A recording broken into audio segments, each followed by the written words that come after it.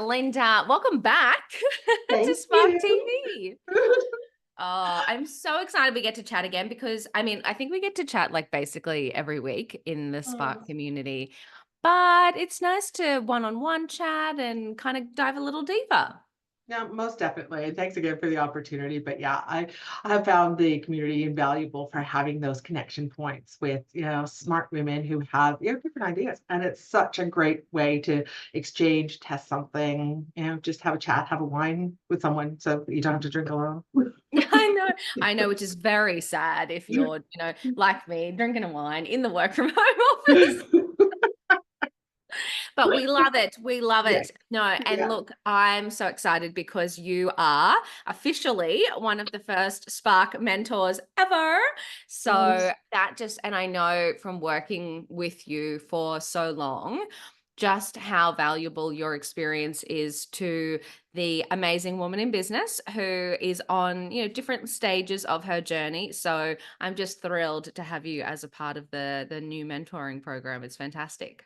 Well, thank you very much. And I am pleased and honored to be a part of it. And I hope that we can set a benchmark for lots of these going forward, and to showcase not only the need but the availability of the insight that exists within the Spark community, because there are some really, really incredible women in there that if we could just pool all of that information, we could take over the world. Oh my God, I know. That's as you're talking, I was like, that's it. This is what we're doing. We're taking over the world. Oh, that is so good. That is so good. So before we get into mentoring and all of that kind of stuff, let's just remind everybody who you are and what you do. Okay. Definitely do that. And I think they're two very different but related questions. And I'll tell you a little story. Early in my career, I learned very uh, early to not let your career define who you are. I Mm, worked for a big retailer in Canada, and they got purchased by a competitor. Competitor said that they were buying all the brains trust, and then they came in, and then men who had worked for the organization for 30 plus years got let go as quickly as the receptionist who started the past week. And wow. these people were absolutely crushed. Yeah, their job had defined them. And as a 20 something, seeing grown men walking down the aisle with their garbage bin in their hands, taking their personal stuff out of the office, crying, I just kind of went, Wow. wow, that's a lesson. So who I am is I literally just had an existential crisis already on this podcast and oh my God, who am I? I know where this is going. Oh my God. but I'm glad that I learned that lesson very early in my career, because it has served me well. And I am a Canadian living in Australia, and I am a beach lover. I am a reformed corporate marketing executive, for examples of what I just shared. And I am a published fiction author. I'm a social animal. I love to plan activities and go on adventures. Photography is my creative jam. I love and pretty much obsessed with golden retrievers, Ryan Reynolds, and coffee. Oh, And that's the trifecta. I love that. and I've earned a reputation for getting shit done and asking tough questions and being really curious. And I think that who I am has certainly helped to shape what I do, but it's not what I do isn't all of who I am. And I think that there's a real distinction there. But yeah, the curiosity, the strategic thinking, the planning, the visionary has all shaped what I have created in the Growth Garden to provide services to help entrepreneurs who want to grow themselves and their businesses. Oh my God, it's incredible. And I do absolutely love the distinction between who you are and what you do. It is something that I personally struggle with quite a lot. I think when we have a business, there is this tendency to make it all consuming. Mm, And I have personally, over many years, still struggle with it. Go through moments of if I'm not working, what am I doing? yeah. And that guilt associated with, you can always be doing something more in your business I don't think I've ever had a to-do list finished in my entire life, They're you know? perpetual. Yeah. And as long as we're comfortable with that, that's Yeah. that helps. But yeah, no, Yeah. I can certainly relate to that and have been in that. And and it's very different when you're in the corporate world, because Yeah. in entrepreneurial life, it's you have this commitment and guilt to yourself. But in Mm. corporate world, it's to somebody else, whether it's your boss or your trajectory or whatever. It's like, okay, well, I can be doing more. And you have to have balance, because we can only be great. We can be good at a lot of things, but unless we have balance in our life and we're filling our cup up in Mm. different things, then we just can't be great at what we Yeah. do. So I truly believe that having a balanced life is important. And it's not going to be balanced at every phase, because that just doesn't happen. But overall, definitely. Yeah, well, and it's actually interesting. You just made me think, like reflecting on my corporate career. I think because I didn't want to be defined by my corporate career, I started a business as a side Mhm. hustle. Yep, So it's almost yep, like I'm this, not the corporate, that. not corporate Yeah, Danny. I'm yeah. business Danny. And then when I went all in on business Danny, I was like, wow, I think that's it. So I like this, okay, who are we outside of our businesses? I think that's, and coming into Christmas as well, that's such a nice time to actually reflect on Mhm. both, I think, human side and business side, and where you're going for the year ahead. Yeah, and it's a nice checkpoint of progress, when the Yeah. calendar changes.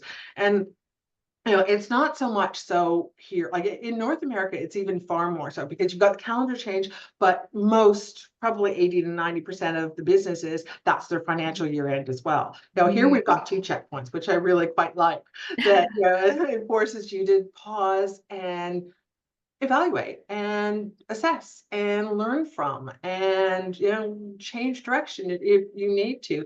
But unless you're really clear on what you're trying to accomplish, pausing and reflecting doesn't really do you that much good, because you don't have something to compare it to. This is such an interesting point, because I think sometimes when we do the pause and reflect, it's almost just, what tasks do I need to do? And what am I going to ship this month or this quarter or whatever? And I don't know if we always actually align them to our overall vision for the business. The vision, the values, the Mm. goals, and the impact. And that's one of the things when I take clients through a deep comprehensive branding exercise. So Mm. much of that comes out, and then where often branding agencies will bring it out and just give it back to you in a brand guide. And you've got this, you've had but operationalizing that is really important, because that takes you beyond the activities and the tasks and the tactics. It kind of says, okay, let's do a pulse check to see, are we on track with living our values? Show me proof. Yes. Are we on track with creating the vision that we, if we want it to be this big, or employ this many people, or have this many products, or make this impact? Where are we in the trajectory of that, and building that into your planning, rather Mm. than just creating a marketing plan that sells shit. Yeah. You want to evaluate where you are in the accomplishment of the vision as well. And that's why I often get comments back from clients is, I have never thought of my business in this level of detail ever, and it's just been so eye-opening. And to me, that just warms my heart, because it means I've done my job, and they're better. Yeah.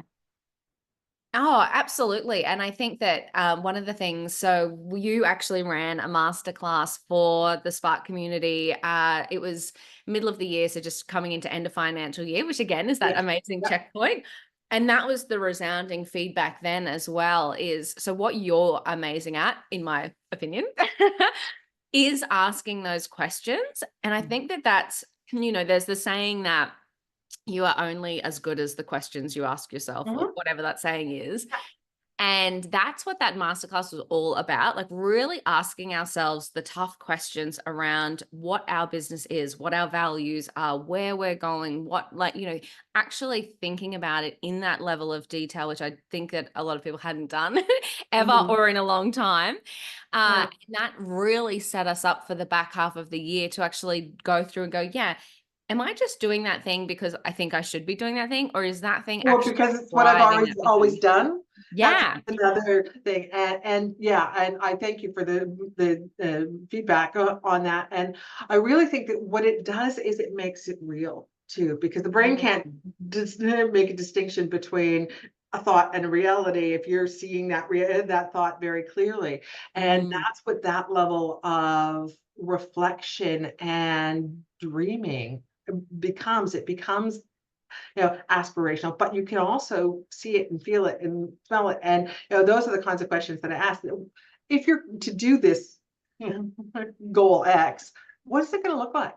How does mm. that affect your day-to-day activities? What are the questions? What are the challenges you're dealing with? Who are the people around you? And that type of thing. And it just makes it real at another level. And I think that when we can see it, we can create it. But if we don't get to that level, it remains rather theoretical. You just used one of my favorite words, which was dreaming. Talk to me about that. Like, what is the value in actually like taking a pause to think about the most amazing reality you could think of? I think that dreaming opens us up to possibility, Mm, where, much of our day and our round just takes us and limits what we can do because we're, having to answer to this, do this within a certain time frame. Our to-do lists are really long, but dreaming just takes down all of those barriers. And mm. I think it taps into, without maybe even acknowledging it, what we think we are capable of. And that's the big thing that I've continued to see with clients is it opens the door for promise and possibility for Mm. them. And if they, firmly believe that if you can dream it, you can do most things, not everything, but yeah, most things. Because Lord knows I don't want my the dreams I'm having at night come into reality. But just it gives you permission to think Mm. bigger or think longer or think differently. And, it's a dream. So, it's not real. But in the dream, you can see a reality that you may want to create for yourself. I love this so much because I think that in the world that we live in, which is heavily social media, looking at everyone else's lives, I feel like there's a lot of people, especially women in business, who have gotten caught up in somebody else's dream or Mm, somebody else's version of success. yeah. And, there's this great guy, I think it's Justin Walsh, who does this, who has this tile that everybody reposts. It's all about my business plan is, spending more time with my wife and kids, or dropping my Mm, kids to school, like blah, blah, blah, like taking lunch, like never having to do something I don't want to do. Like that's my business plan. I was like, that's so cool because it is that dreaming. It's like, okay, mhm, what do I actually want? Not what does this guru tell me that I can achieve if I use her framework? What exactly. actually do I want my life to look like? I think it's so powerful. Now, I think you've hit on it there. That I think these days we are so focused on listening to other people's voices and not our own. Mm, mm, And what the reflection does is it gives you time to have that conversation with yourself and to listen to yourself in all your insight and intellect and emotional makeup, and really know that there's expertise in there, and at a certain level what is right for you and what is not. And there's just so much noise that you can go in any different direction you want to, but is it aligned with you? Is it aligned with your goals? Is it aligned with what you want to accomplish? Not necessarily. And having that personal knowledge and insight is, to me, one of the best competitive advantages you can apply to your business, because that's where the rubber meets the road, and you're either capable of doing something or you're not, or doing something a certain way or it's not a fit. And if we keep digesting all of the suggestions of others, then we never know what's right for us. mm. I absolutely love it. And I think what's what struck me from doing the masterclass, like as a guided exercise, is that, sometimes it's difficult to get out of our own heads. So Yes, most doing definitely. it on your own can be actually quite difficult. And it Mhm. and it is one of the reasons why we launched mentoring at Spark, because we wanted to give people access to, well, firstly, people that we know and trust. Not just Don't just go and Google people on the internet. We've done all the hard work for you. But also that, these are we're experts in our specific fields. And I personally have had different mentors and coaches over the years. And I always use the analogy of an athlete who has Oh, a nutritionist, who has a therapist, who has the yeah, actual sport that they're in coach. They surround themselves with this support network. And so that's why I think it's so valuable. And just having someone there who's objective, that can talk you exactly. through the different steps, whether it is the dreaming exercise, visioning, brand growth. I think it's really important. What Mhm. what do you like about mentoring and coaching other people? What do you think that sort of means to you?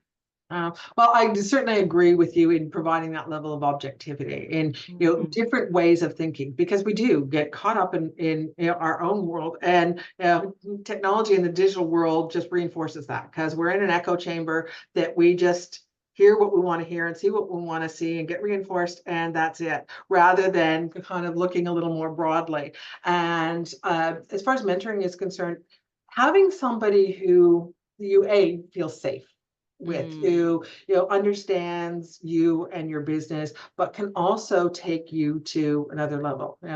On the sports analogy, you're never going to become a better tennis player by playing somebody who's a worse player than you.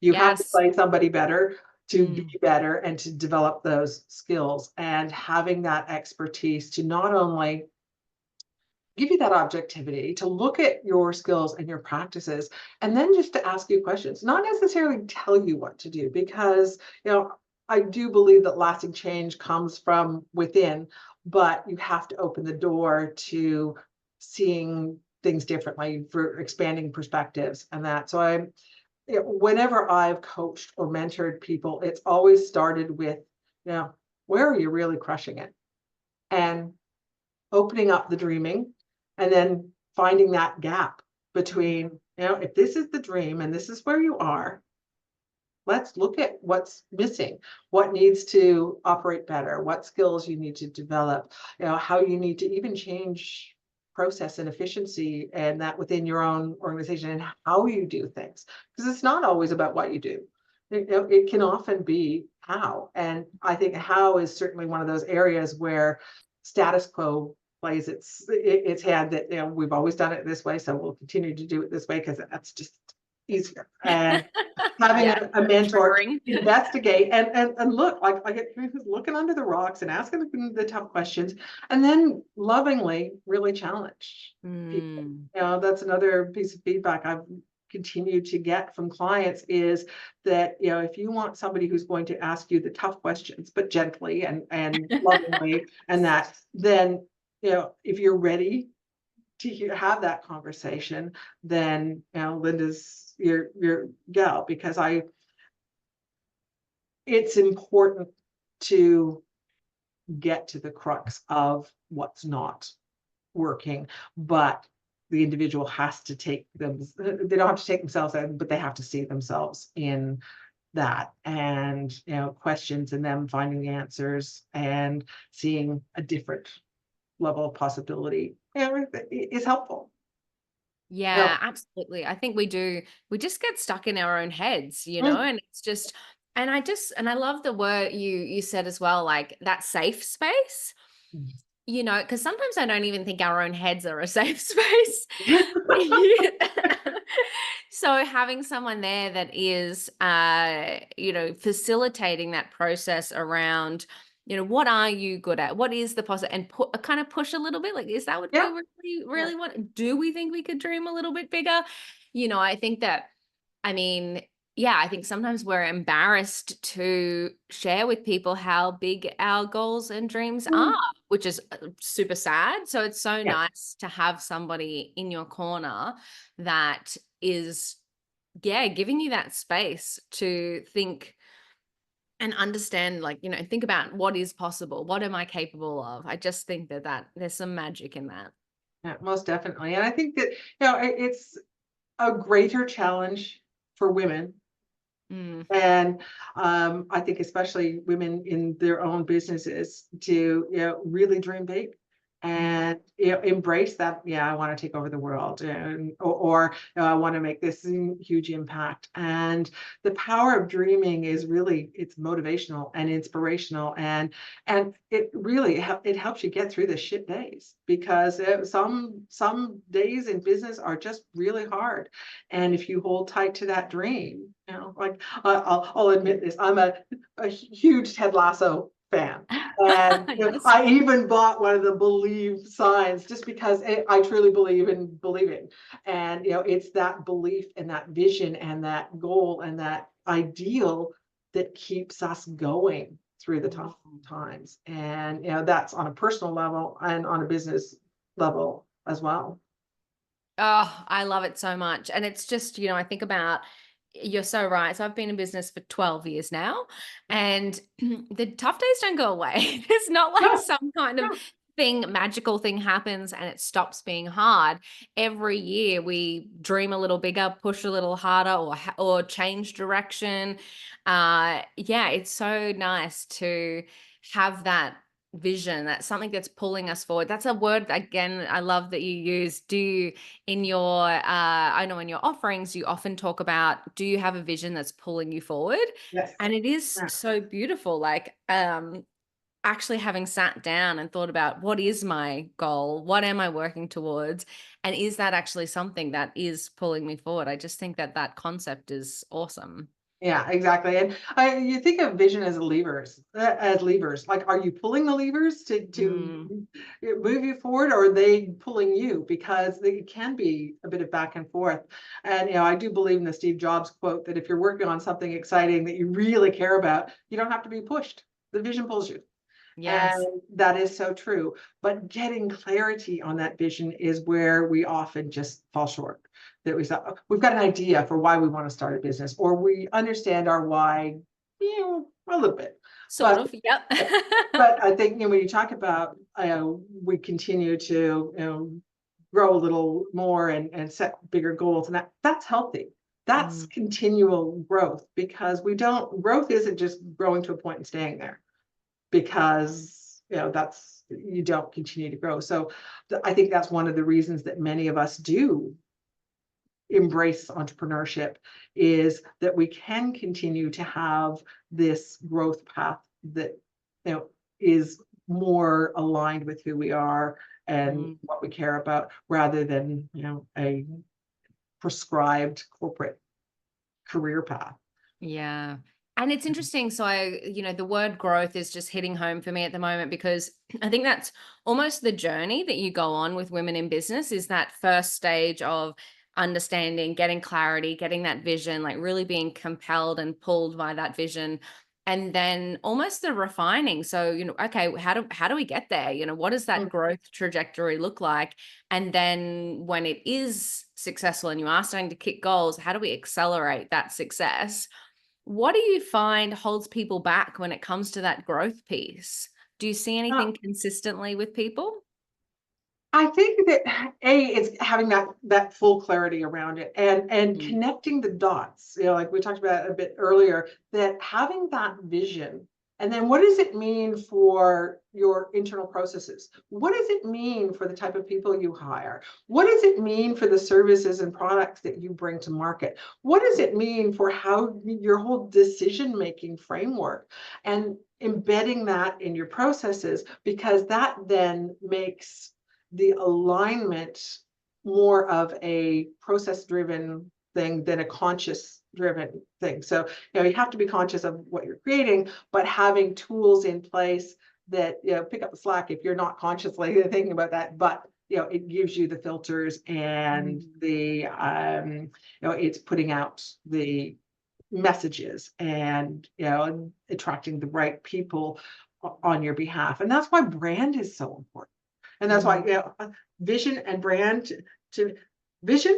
brand and understanding your ideal customer, those are the three pillars to me that, you get those right, so the future is yours. And but I think sometimes with the growth part is I want to grow, but we don't look at the past to learn from it. And I think that's a big part of it. We're always looking forward, but there are, telling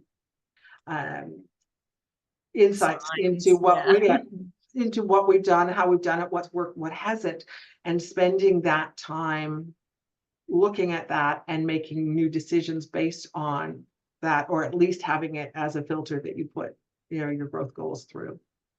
Um, and yeah, sometimes we suffer from imposter syndrome, and you know, um, we don't think that we're worthy of the success that we are dreaming of. But the fact that you're dreaming of it, to me, says that yes, you are definitely worthy of it. But sometimes we need to emotionally catch up Yeah. with that.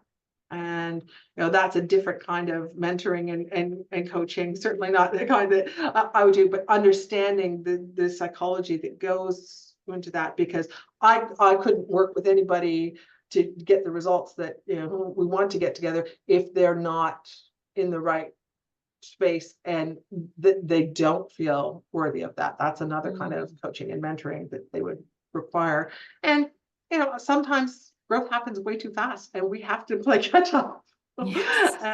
And we have to look at ourselves as such an important part of our businesses, that we need to have ourselves right, and our values and our minds and our belief systems, knowing that this growth is something that we are capable of, that we deserve, and that we can work hard to accomplish.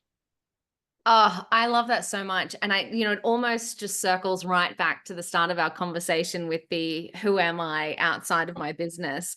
And it's interesting because yeah, I find that in the sales mentoring that I do as well. I can tell you exactly what to do.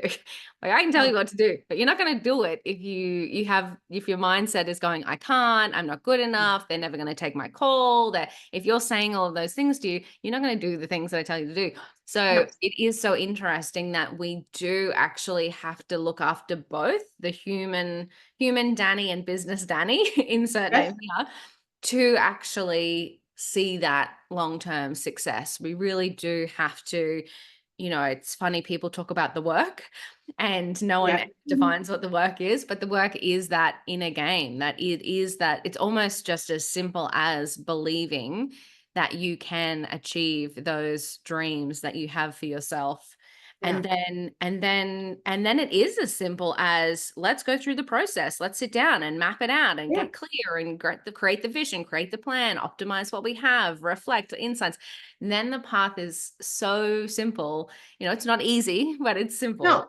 And it doesn't always work to accomplish all of your goals the first time. It is Mm, an iterative process, but yes. being open to the possibility of Yeah. it is where the gold is. And having somebody who has the insight to be able to lead you through the Mm. expansiveness, because I've done my job when somebody is like, oh, I got this. Yes. I can do this next time. And this is part of my planning exercise. I know what my values are. I know what to evaluate, what to look at, what to challenge myself. And I'm working this into my business.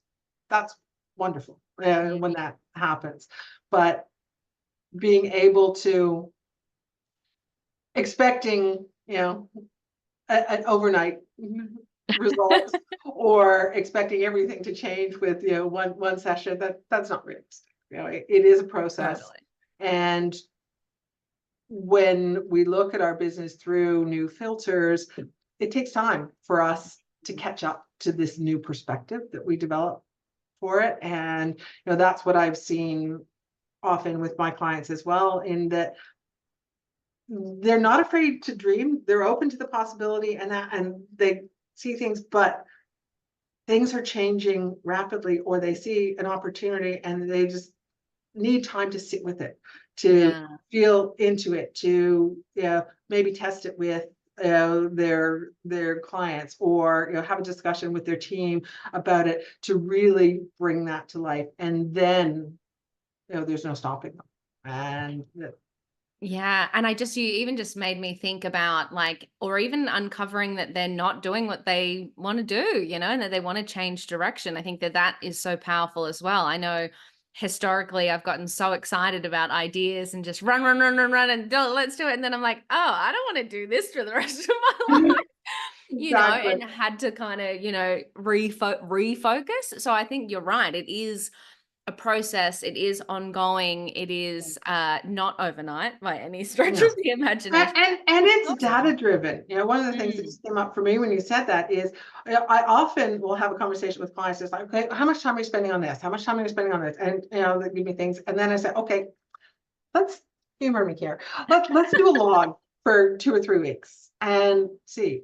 And the reality versus their perception is always very different. yes. And so one of the things that's really important is looking for those data points and looking for actual facts and proof that you're Mm, doing this rather than just your perception, because I think we've got to find the balance between the dreaming and the perception and the actual reality, because we have to change the reality. And these yeah. two will influence how we work at changing that reality.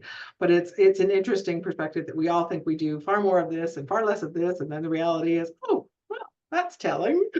Yeah. Oh my God. It's so true. I think you just literally made me reflect on things, and even just that idea of what is important and how much time am I spending on that versus all of the other tasks. Yeah, Exactly. it's oh my God, it's so powerful. Okay, we could talk all day and I would love to, but we better wrap this podcast. And Yes. look, let's go with tradition. I always love to wrap up these podcasts with one last piece of advice for women in business. So, reflecting on your time in business, what would Mm. be one thing that you would say to help another woman on her journey? I think embrace the power of reflection. And whether it's you reflecting alone to start developing those muscles, or whether it is within a group, bringing something to one of the Spark chats or other communities that you're involved with, and getting feedback on something and being open to feedback. Mm, We can't just stay in our own little zone. We need to get different perspectives to entertain what works and what doesn't for us. So, being open to seeing different perspectives. I think that really helps you to clarify what works for you and what doesn't, but it also helps to expand your realm of possibility and opportunity. And, surround yourself with great people. They don't, and people who don't necessarily think like you.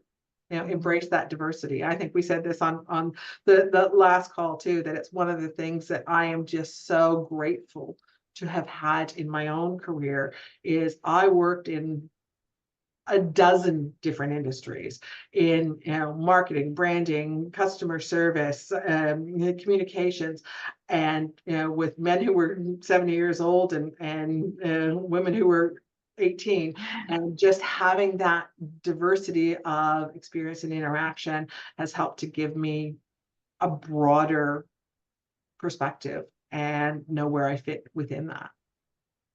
I love it. Couldn't agree more, Linda. You are absolutely incredible. Thank you for everything that you do.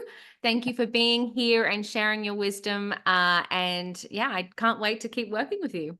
Yeah. Well, thank you so much for the opportunity, Danielle. It, as always, has been a wonderful discussion, and I enjoy the Spark Network. I enjoy what you bring to the table, and I really love what I do. It's not everything. It's not my whole me, but it certainly is an enjoyable way to help others to realize their dreams. Because we need more of that.